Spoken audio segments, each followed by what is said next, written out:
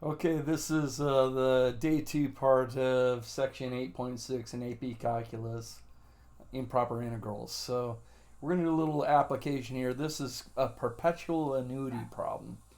And a perpetual annuity is an investment that pays a dividend continuously at a rate, this one is $6,000 per year. Kind of sweet. Compute the present value of the income stream if the interest rate is 4% and the dividends continue forever. So, what they're saying is right now, $6,000 per year forever? Well, that's an infinite amount of dollars.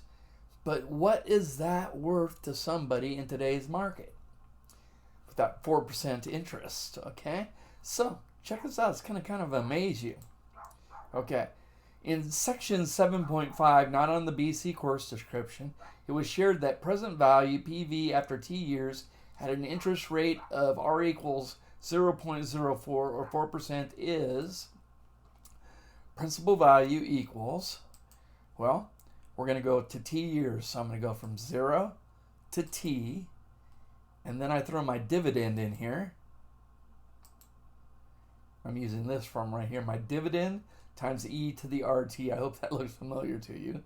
So there's $6,000 e to the 0.04, and I'm going to give you a little surprise right here. And then t power. Now, if you do not use the opposite of our rate, you will get a PV of infinity. Now, can anything have a present value of infinity? No. Yeah, if that went forever and ever, then the amount of money that annuity is giving somebody is approaching infinity. But, that is not worth infinitely many dollars today. All right, that'd be a pretty bad investment. So guess what? You're always going to have this rate. You're going to take the opposite of that and then times the t right there. Now, I know you're thinking, Gibbons, what's going on?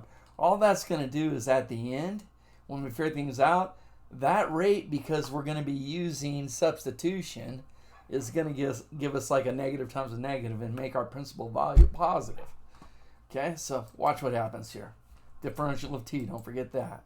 So over an infinite time interval. So let's find this. Principal value equals 6,000 from 0 to, and I cannot reach infinity, so I'm going to put an r right there. Oh, I did put the infinity there for now.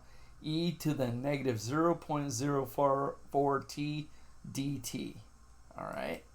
Now, looks like I'm not going to write it out as an improper right now. We'll probably drop that step in here later. So if I was going to solve this integral right here, I'd use substitution, and then I'd make my u negative 0.04 t. And then my differential of u is going to be negative 0.04 dt. Okay, so here we go, 6,000. All right, and now we're doing all this because now we gotta change our bounds and everything here. So 0. All right, what is that going to be? Well, negative 0.04 times 0 is still a 0. All right, and then this infinity up here is going to be negative 0.04 times infinity, or negative infinity. All right, and now I've got my e to the u, and when I throw in my differential of u, and this is what I was talking about earlier, all right, I've got this negative right there that I've got to undo. Well, I've got the negative 0.04, don't I?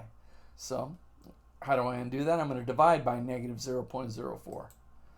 And there it is right there. Now let's solve this baby. So that equals, well, negative 150,000. I must have punched out the negative 6,000 divided by 0.04 right there. And now let's do this improper integral. And I skipped some steps here. Make sure you're okay with that. But I'm going to go to the limit as r approaches, and r is going to be approaching negative infinity, of the antiderivative of e to the u would be e to the u, and my lower bound is 0, and my upper bound now is my r right there. So I saved that, setting up my improper integral with the r until I got to this step where I'm coming up to the fundamental theorem of calculus. Now watch how easy this is. So that's going to be negative 150,000, and then I've got what? Fundamental theorem of calculus, e to the r minus e to the 0. So e to the r must be 0, and then that would be a 1 right here. But let's make sure we understand.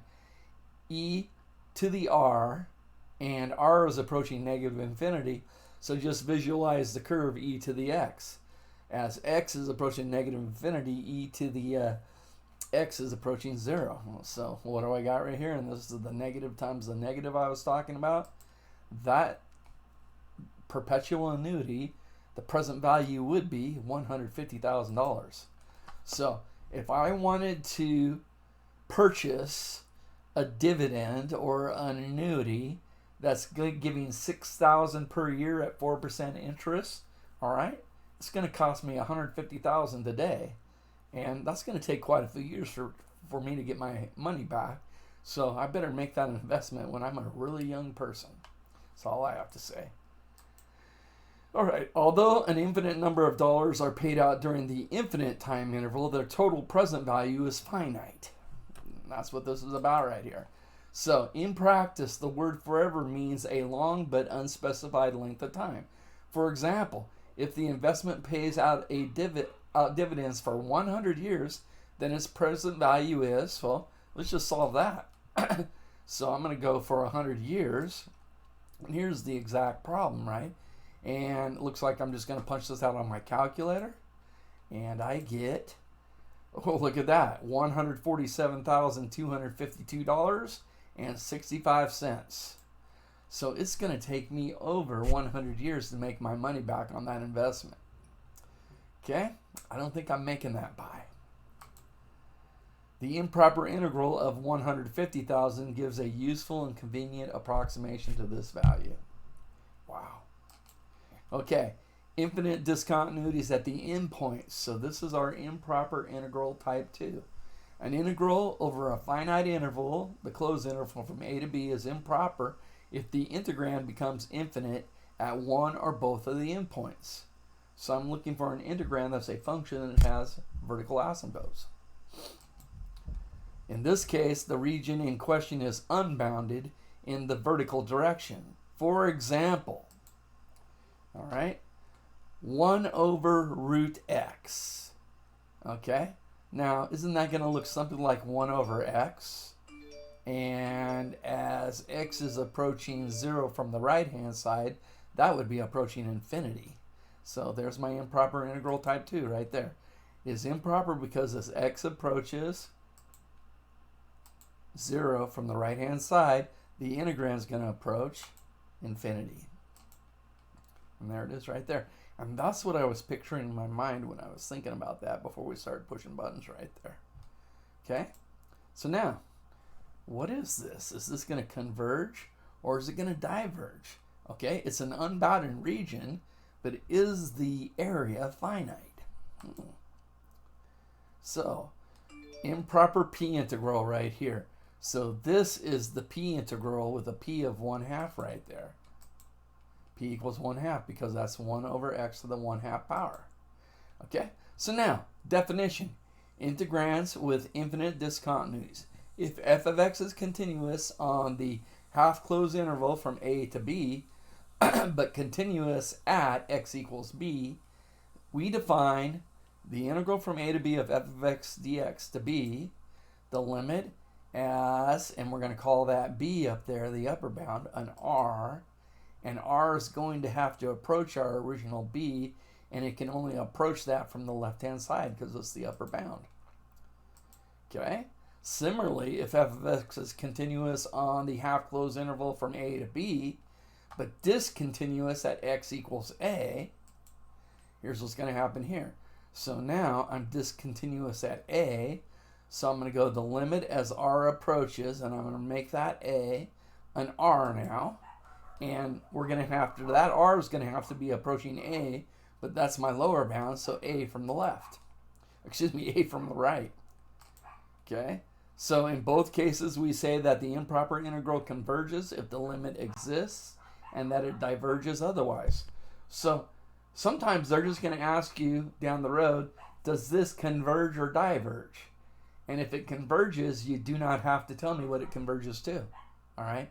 If it diverges, I'd like to know if that's diverging to infinity or negative infinity. All right, but that's only if they're asking you for convergence versus divergence. Okay, if integrals converge, we're really looking for what does it converge to. So, hey, we were just looking at this now, okay, and I like that 9 right there, so this looks like it's going to be pretty easy. So here's my p integral right here. It's improper. I'm going to have to make that lower bound an r. I'm going to let that r approach 0 from the right-hand side. And then I've got my x to the negative 1/2, or however I want to write that. Let's see, x to the negative 1/2, that's what I did. All right, and then my dx right there. Okay, well, let's get to work right here. Well, what's the antiderivative of x to the negative 1/2? That would be x to the 1/2 divided by 1/2 or times 2. I could put that there or out there right now. That doesn't matter. All right, fundamental theorem of calculus now. So I did bring the 2 out now, it looks like.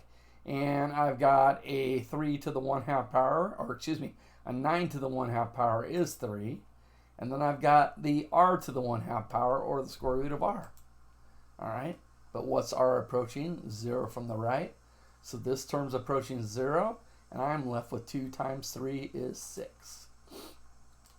So the integral does what? It converges. And it converges to what? 6. Okay? Let's look at this one now here. Okay? So let's see. Same thing, okay. 0 to 1/2. Well, as x is approaching 0 from the right-hand side, 1 over x is approaching infinity.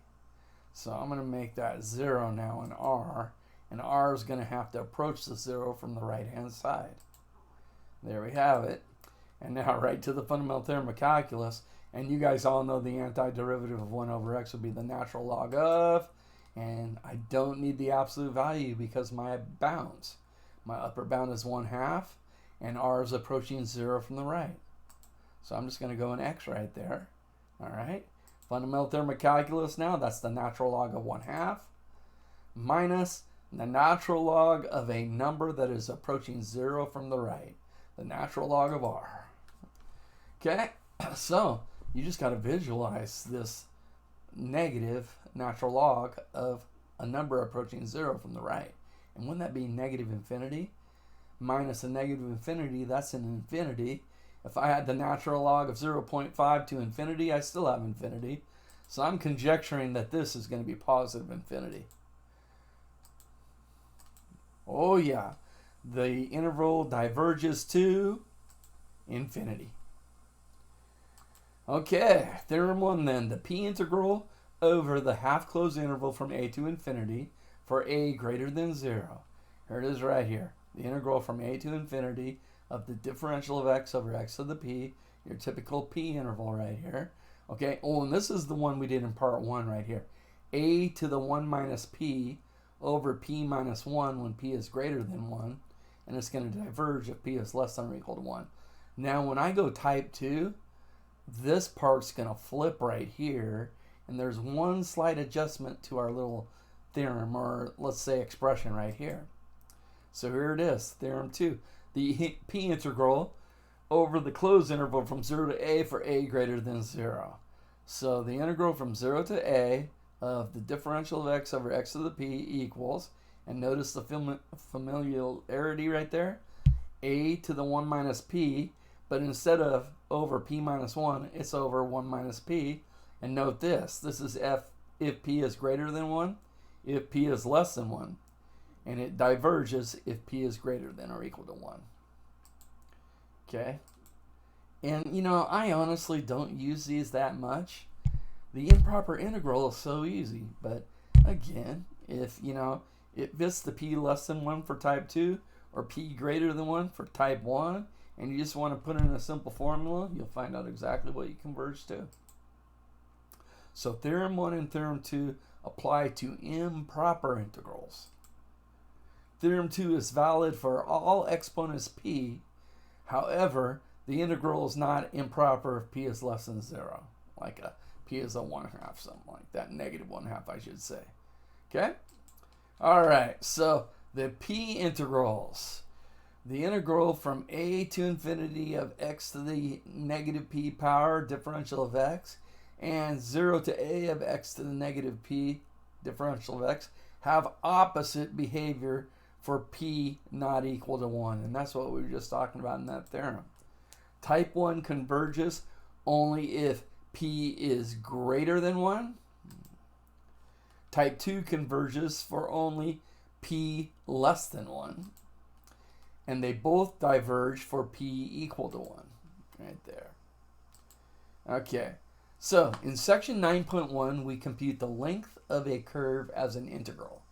It turns out that the improper integral in our next example represents the length of 1/4 of the unit circle. Well, what would the length of 1/4 of the unit circle be? Well, the unit circle has a diameter of 1. Circumference of a circle is pi times diameter.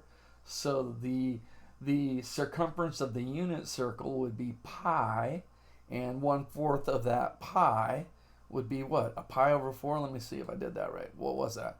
1/4 of the unit circle. I think so. Oh, excuse me. Pi times the diameter, 1. I think that's going to be, well, let's just do it. I'm messing that part up. I'm sorry, you guys. So I'm going 1/4 of, yeah, so that's going to be 2 pi. Yeah, because the diameter of the unit circle is 2. So that's going to equal pi over 2. I'm sorry, you guys. All right, so let's go. Well, here's a graph of this right here.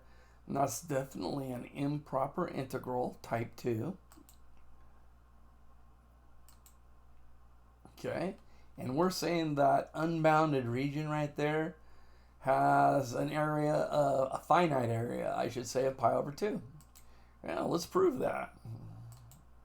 So let's see right here. We don't like that 1. So we're going to make the 1 an r, and then we're going to go to limit as r approaches, and we're going to have to approach 1 from the left-hand side because that one's an upper bound. All right. Oh boy, does that look familiar? Isn't the antiderivative of 1 over root 1 minus x squared, isn't that the inverse sine? There it is right there. Right on. Makes this a pretty easy problem. So, man, when you have these down, it can cut a lot of work pretty short for you here. But let's do a little bit of antiderivatives here. So, how about we go right to the fundamental theorem of calculus? That would be the inverse sine of the r minus the inverse sine of 0. Now remember, inverse sine means the angle whose sine is r minus the angle whose sine is 0. Well, I know that the angle whose sine of 0 would be 0. All right, so I just have this inverse sine of r, and r is approaching 1 from the left. So that's going to be sine, the inverse sine of an angle approaching 1. So what's that going to be? Okay, that's going to be the angle whose sine is 1, pi over 2. Nicely done. There it is. Comparing integrals. Sometimes if we cannot find an improper integral's exact value, we are interested in determining whether it converges. Oh, I know where this is going. Comparison. Okay, for instance, the integral from 1 to infinity, that looks improper right there, of e to the negative x over x differential of x. Well, we've done x times e to the negative x with integration by parts. Who are you? But guess what? There is no formula for this antiderivative. Okay, that right there. Yeah, we like that, integration by parts, but that cannot be evaluated explicitly. All right? So what we have to do then in this case is, we can't find a function that we can compare to this integrand? And what I'm looking for then is a function that is like always greater than that or always less than that. So I think it would be easiest to compare, because look at my lower bound of 1 right here. I would compare this integrand to just an e to the negative x, because I know that. So let's see what we did here. However, if x is greater than or equal to 1, then, well, let's picture this. Picture a function we can compare the integrand to. So can you guys visualize e to the negative x right now? Do you agree like that? That is simply e to the x reflected in the y-axis right there. So e to the negative x, there it is right there. All right. Now, if I'm taking this function and I'm dividing for x, every x greater than or equal to 1, that's always going to be a little bit less than this y equals e to the negative x, and they will be equal at that point right there. So there it is, y equals e to the negative x over x. Now, do you notice that e to the negative x is always greater than e to the negative x over x, as long as x is greater than or equal to 1. Therefore, if y equals e to the negative x converges, y equals e to the negative x over x would also have to converge. Give me 1 second, and I'm hoping I don't lose that great thought right there. I'm sorry, you guys, but to keep my sanity, I've got to be playing stupid games on my iPad while I'm here in bed for weeks on end. So forgive me for that. This should just take a second.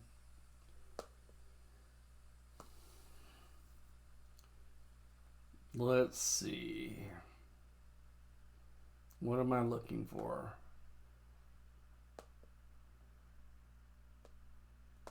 There we go, right there.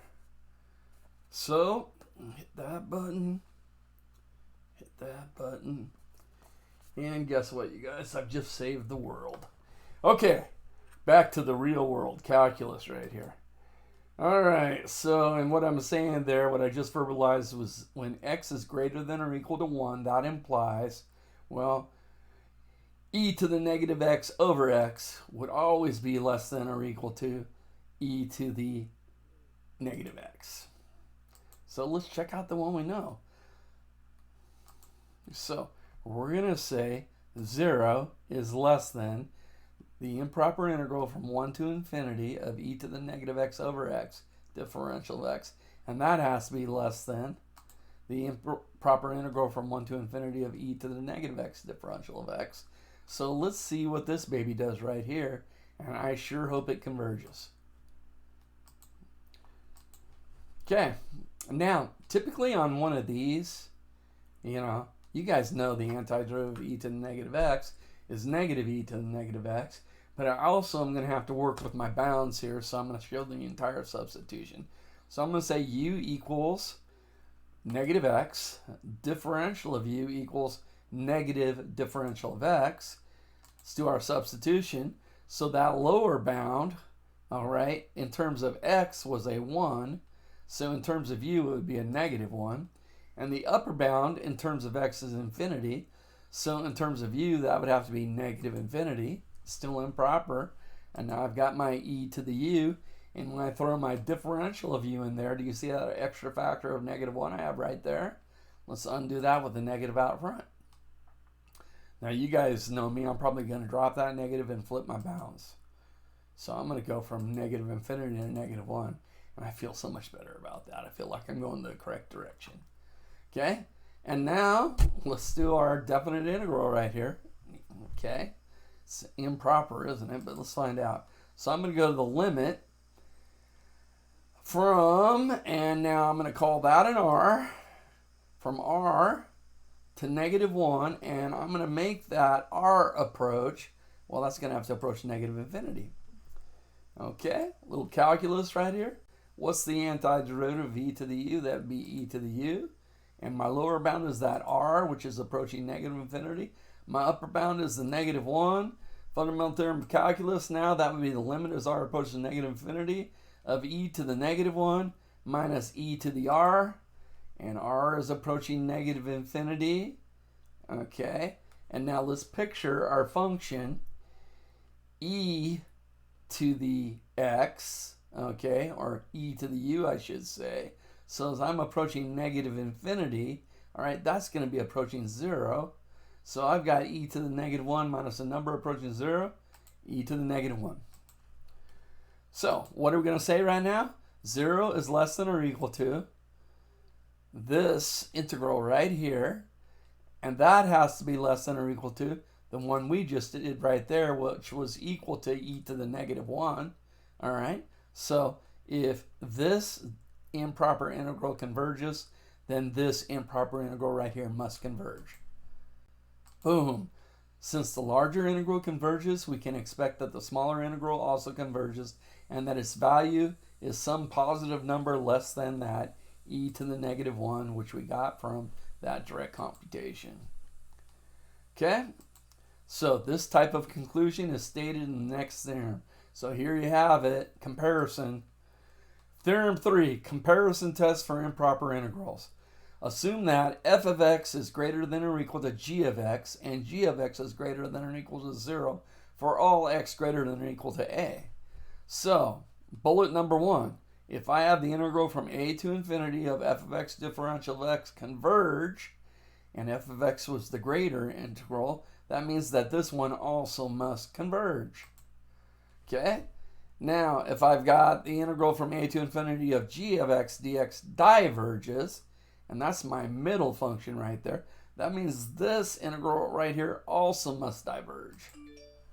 The comparator test is also valued for improper integrals with infinite discontinuities at the endpoints. So there you have it. Okay. Hey, I'm going to stop right here. So that's going to make this a 3-day lesson. Now, you guys don't forget, you should be working diligently on these problems right here. And I hope you're having a ball with Malcolm presenting this stuff to you. Malcolm, I can't thank you enough.